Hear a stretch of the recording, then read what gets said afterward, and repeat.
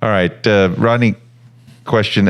Active shooter training has become all the rage lately. Unfortunately, there's a multitude of active shooters. How have you seen active shooter training evolve in, say, the last 10 years, 20 years with the police department?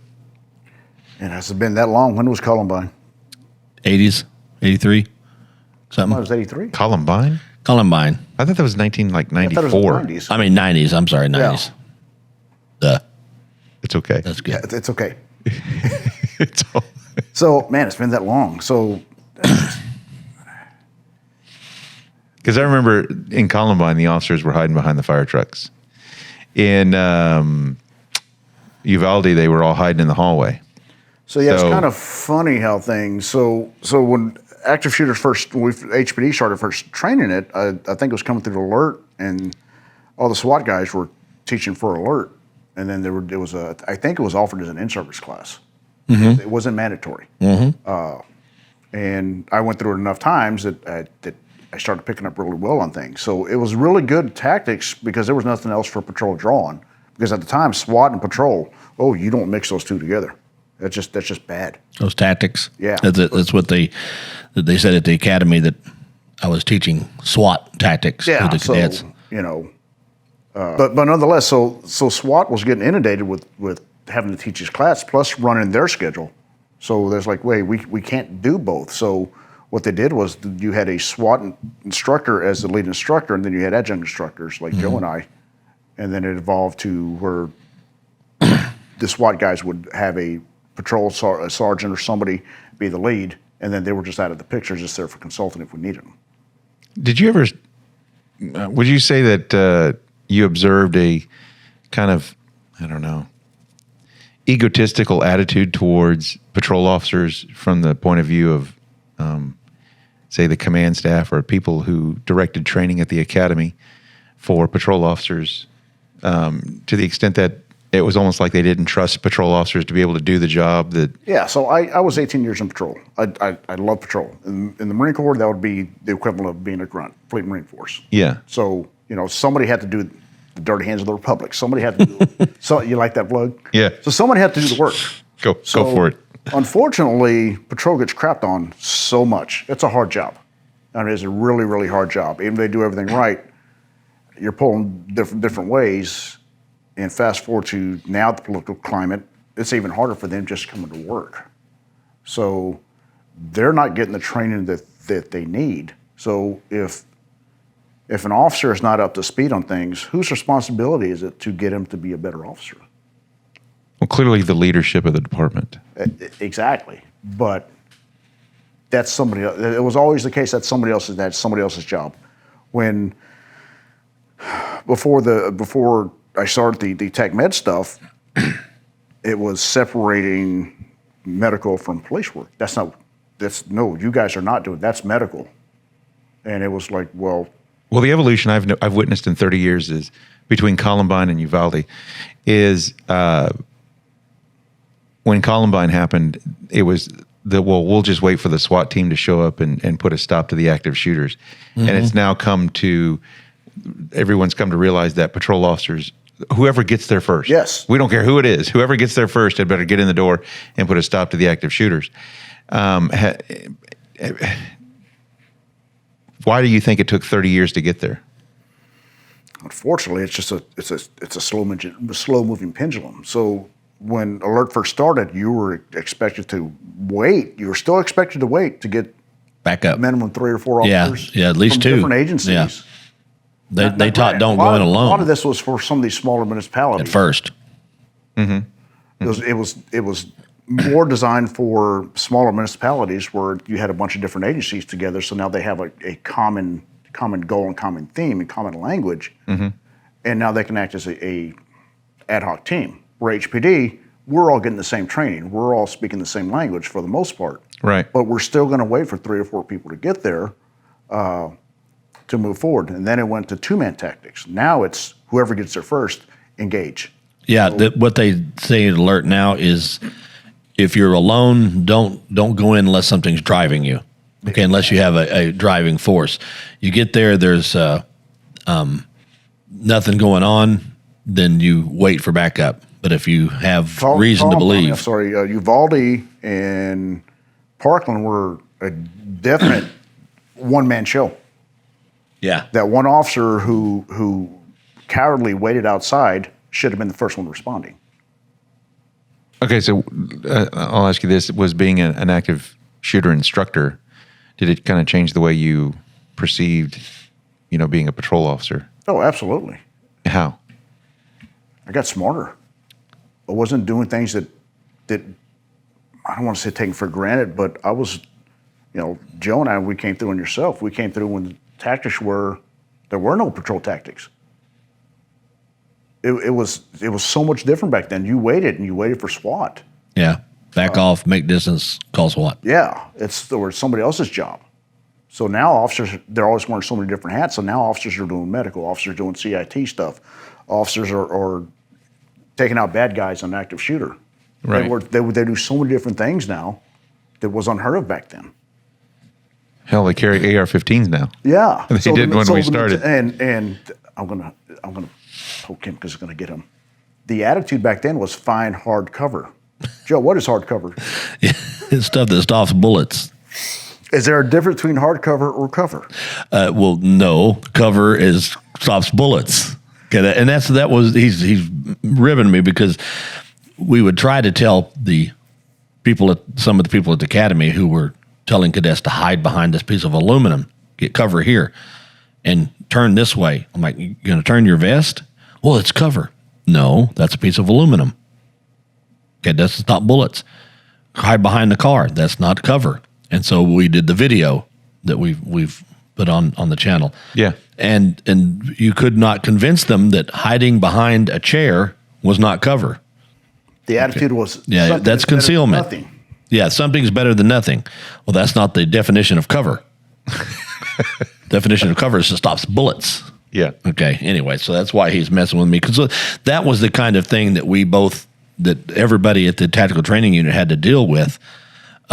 That mindset of years of indoctrination of, turning your gun side back away from people, so you'd be sure and open up that hole in your body armor here, all that stuff that they still taught. I still don't think they've designed body armor very well. I mean, I know there's a lot of testing and whatnot, but I've never, since 1995, had body armor that I felt covered enough, was ever really. Well, you got to keep in mind that you still have to have mobility. Well, that's true, but so you can have the shoulder pads and the neck pieces. But the thing is when you're on patrol, your vest is going to stop someone punching you more than it's going to stop a bullet. Because I can't tell you how many times I've had people punch me in their rifle plate in the front part of my vest, especially crazy people, and they'll go to hit you and they run right into your metal plate, and then that's what it for me. Well, that's you can buy a vest that will cover. I've tried. You won't be able to move. Again, we're going back to you look like the people in Fifth Element. This is a police control. We're going back to pre-Columbine when the bad guys just had pistols, old 38 specials. So how long did it take to get out of the 38 special mentality that's what you're going up against to what's on the streets now? Well, thankfully, HPD would let you carry whatever you wanted as long as you qualified. Yeah, exactly. Oh, exactly. Whatever you felt like 44 long Colt, that's fine. Exactly. So, it was the nostalgia and looking cool. I actually saw a guy with a Desert Eagle 44 Magnum one time. Mm-hmm. I was like, I just couldn't believe it. Really? Yeah, it's like the 44 Magnum Desert Eagle is a good patrol gun. It was beautiful. Melt it down and make a couple of battleships with it. But back to your original question was things have changed and Joe, how long did it take and how hard did we have to fight to get rid of the quick peek? It was a long time. It wasn't until we told them numerous times, the quick peek will get you killed. Quick peek will get you killed. No, that was coming from the alert stuff as well. But it wasn't until they just kind of changed it. Patrol tactics or what the unit now. Well, the unit now, what it used to be was we're using quick peek because it works. No, it doesn't work. No, it doesn't. Yeah, we even showed one of the guys. We covered a hole that was normally in the shoot house, or excuse me, it was a Sims house. with a butcher paper and painting it like the wall, and told him to go in and quick peek. Then we had another guy on the other side shot him through the wall, and he's like, because we're like, what happened? Yeah. He shot me through the wall. But all the stuff like that does is made them dig their heels in more. That's all it does. I mean, you made these points. Rodney would say something. I would say something. Sergeant Garrison would say something. Even Rich McCusker, would say something. He doesn't know anything. Exactly. He didn't know what the hell he was talking about. So You're being sarcastic. Yes. For the sake of the audience. Yes, You're very being sarcastic. Yeah. Well, Right. He knows it. The only person I care about if good offended that would be Rich. And he knows I'm kidding. Joe said it, not me. Yeah.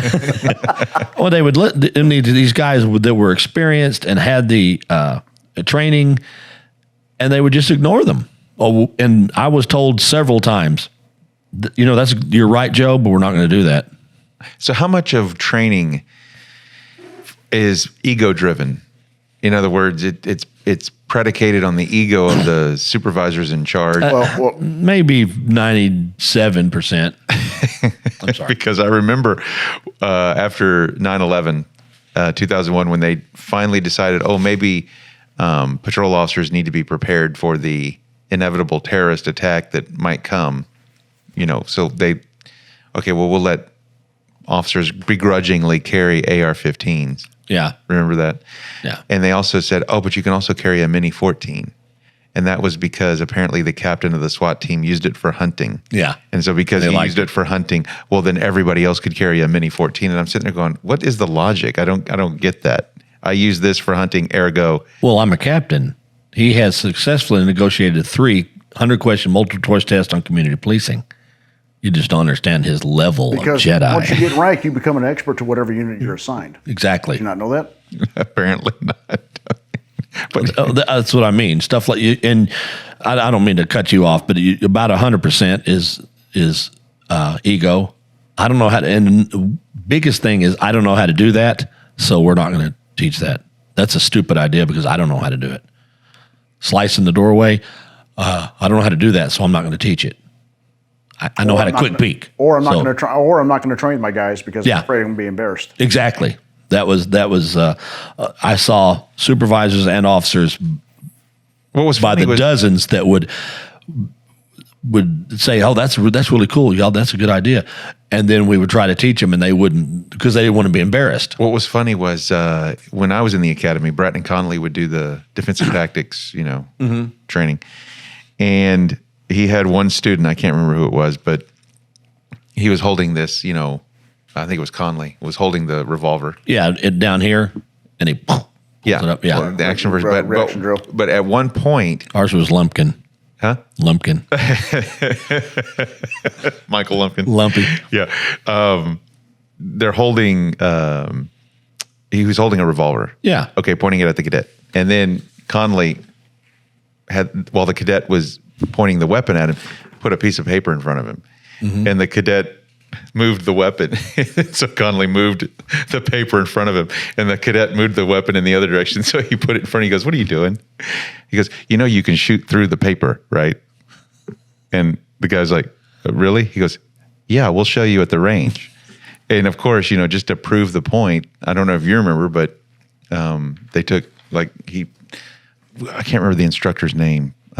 Real tall guy, one of the indoor instructors, but they shoot through the paper, then they shoot through a piece of wood. And he goes, "Look, they can shoot through walls. So hiding behind a wall is not an option. That to your point about the quick peek, they'll shoot you through the wall." But that's what was being taught. Yeah, but they've been teaching that since the academy. So there's really no excuse for anyone in the police department today to think it's okay to hide behind a drywall.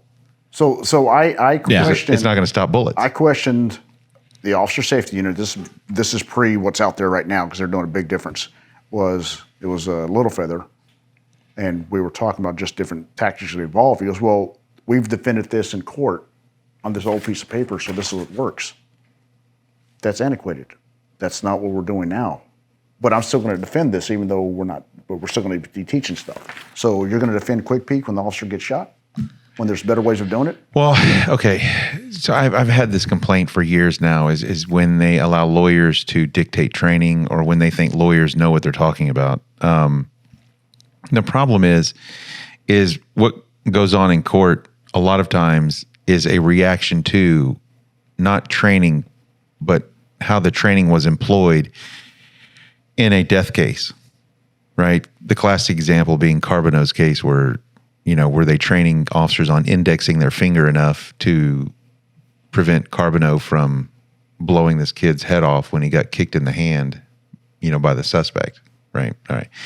But that comes through a wrongful death cause of action. It doesn't come through negligent training. It doesn't come through negligent supervision. It doesn't come through any other cause of action. So when I hear trainers say something like, well, you need to do it this way or you're going to get sued, it grates my every last ever-loving nerve because that's not really how it gets applied in court. But from an instructor standpoint, an instructor is not good.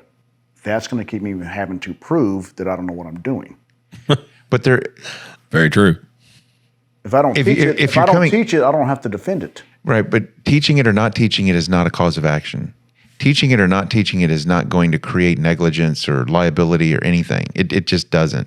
What creates the liability is the officer's reliance on training or a lack of training that results in the death of a person. Right, so. For example, indexing your finger off the trigger, that, the way you handle a deadly weapon is far more significant than, whether or not police officers wear their seatbelt while they're driving. But for some reason, the department spends a whole lot more time trying to tell you to wear your seatbelt than how you handle your firearm. It's kind of a weird conundrum. Because it's easier to teach and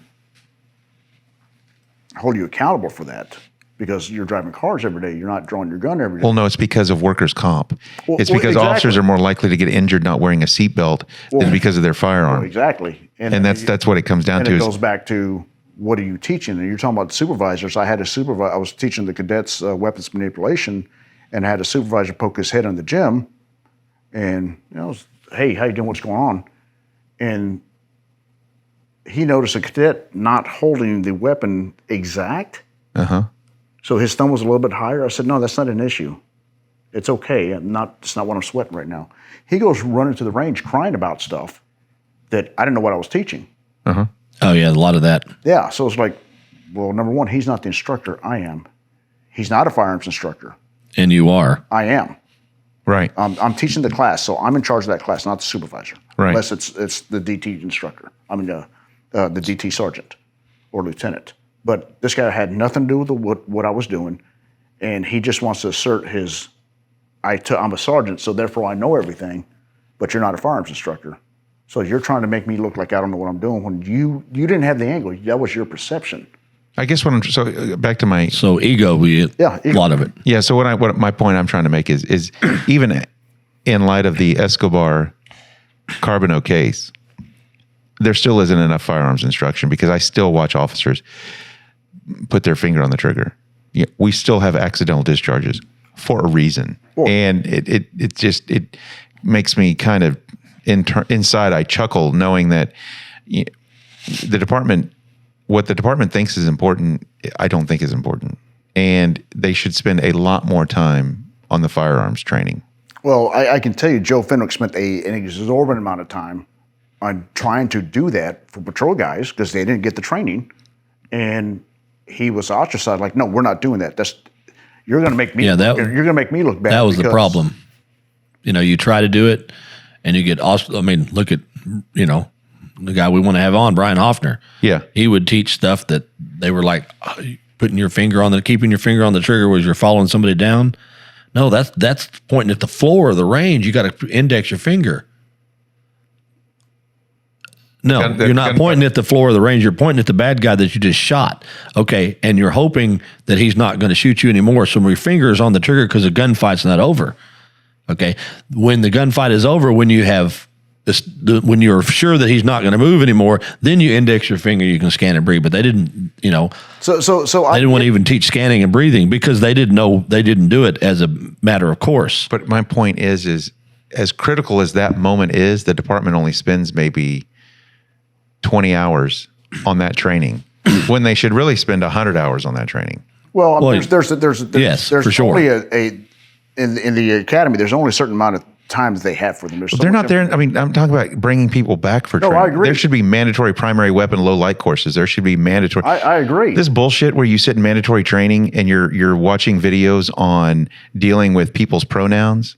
Well, now they have I agree. quarterly training for WTF. firearms. There's quarterly training for firearms now. How long is it? 4 hours or 8? 1 hour. Yeah, exactly. That's what I mean. So part of it is time. Yeah. So here's It's not very effective. But now I think what they're doing is I think they've started doing an in-service for 8 hours, I think, which makes sense. I'll have to confirm this. But they're instead of doing the quarterly training, they're bringing everybody in for an in-service. So part of it is, so when I was with the tactical training unit, when we had free time, we would open up shooting classes. Joe would come help sometimes. But the cap was 12 people. That's not even scratching the surface. Yeah. And then Joe, when he got to the range, would have his stuff as well. So what was your max cap? Well, when I first got there, they wanted 6, 8, 10 people, whatever it was, and I explained to them, look, we got these 10 lanes. Okay, I can do 3 relays, so that's 30 people. You can't teach 30 people at one time. So let's say 30, Well, I mean, we would have 24, and so let's just say it's 50 people. How many patrol officers are there? Yeah. And that was a About volunteer, 1,800, I think. and that's a volunteer class. So if you don't want to go, you're not going to go. And a voluntary class means in a 2-year period, the same guy takes it 15 times Because he's interested. because he's interested. And he wants to be proficient Yeah. and good at his trade. Not 15, but the same people show up every time, every class.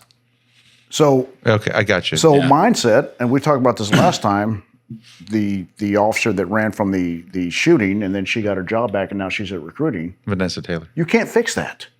Well, guess what? They did fix it by firing her, but they rehired her. So kind of going back to the active shooter stuff, it's a really great decision. I'm very happy to hear it, is the DPS officer who said, I wouldn't go in the building unless it was my kid. Yeah. Yeah. She got hired on with Uvalde ISD, and the parents were like, whoa, wait a minute. She was a coward there, now she's going to be here? So they fired her. Right. That was a good call. So when you have those types of officers responding to calls, this is what you get. And unfortunately, the officers that want to do their job, they may not be the guys that are really aggressive and proactive. I'm not worried about those guys. I'm not worried about the officer that shows up and does his 8 hours. He's not a go-getter, but he's dependable and honest, and he will be there as a backup if you need him. Okay, so as a trainer at the academy, you would be on what I would consider the front line of recruiting. What do you think of the level of recruits that they're bringing into the department? And do you see it? Man, it was a big change. So when we came through, you were either college, military, very unlikely, maybe married, very unlikely that you had a kid. Just the way it was. And when I was cadet training my last 2 years, and a lot older cadets, I mean, military vets, and they already had families. I don't mean a newborn. They already had 2 or 3 kids. So that was a huge change on things. And in what way? How did it change things? well, I have a stepdaughter. I've never had my own kids. You have kids, yes? I have 2. You have 2. Yeah. How much did your perception and how you view life change when you had your kids? A lot. A lot. Yeah. A lot. Yeah, You don't take certain things for granted. exactly. or risk. So, Yeah. Okay, I understand your point. Like the commandant of the Marine Corps only wanted single young men who weren't married with no kids back in the because you have nothing to lose. back in the 1990s, and they wanted to sack him because, how could you possibly say that? But he's like, do you want to win a war or not? Yeah. So this isn't the military. Unfortunately, there's a lot of guys who are supervisors who think this is the military, and this is not. So it's got to be handled differently Right. because Marines are good at breaking things. Right. That's not what we're supposed to be doing here. So when you have an officer come through that has 2 or 3 kids, and she's always wanted to do this, but now the kids are old enough, but I'm still a mom, and she's a good officer. She's not going to be the one out there going and chasing stuff. Here's what I've learned. Correct me if I'm wrong. People don't respect what they don't fear. Yeah. And people don't fear police officers anymore. And there's no mystery there because of shows like Cops and, all these other cable news programs involving police officers. And so they've kind of erased the mystery of what police officers do and how they do it. So, as a result, there's an old saying, familiarity breeds contempt. Yes. The closer you get to know someone, the imperfections you get to know and the reasons you don't like them grow, right? And I think that's what's happened in some ways with police departments, is people generally have become too familiar with police officers and police departments. And so they've been able to figure out all the imperfections that they don't like. Yes. And they dissect policy and procedure and how police officers do the job. And that results in people who might have become police officers but didn't and should have, being replaced by people who have become police officers and shouldn't. Because over time, people have ascended into positions of leadership in police departments, and they've changed their methodology for selecting people to try to satisfy the public's perception of police departments. Absolutely. So it's a kind of I don't want to say it's like I don't want to call it a death spiral, but it's kind of like a hamster wheel of incompetence. Certain people who are not competent have ascended into places of leadership, and their incompetent leadership now results in incompetent people being recruited, which I think is a very bad cycle for any department to get caught up in.